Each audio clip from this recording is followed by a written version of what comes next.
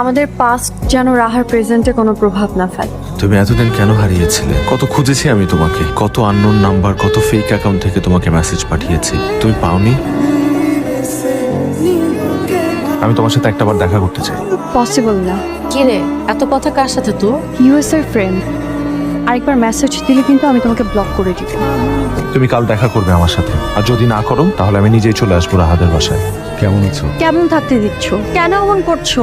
কেন করছি তুমি জানো না? আমি কিছু জানতে চাই না। তুমি রাহাকে নিজে থেকে বিয়ে করতে রাজি হয়েছো। হ্যাঁ, আমি নিজ থেকেই বিয়ে করতে রাজি হয়েছি। আমি বিয়ে করে তোমাকে ভুলে যেতে চেয়েছিলাম, এটা সত্যি, কিন্তু সৃষ্টিকর্তা আমাদের আবারও দেখা করিয়ে দিয়েছে। কেন? কোনো না কোনো কারণ তো আছেই। আমাকে জাস্ট একজন গেস্ট হিসেবে কনসিডার করো। বিয়ের পর দিনই আমি চলে যাব। চলে যেতে পারো, কিন্তু ভুলে যেতে কি পারবে?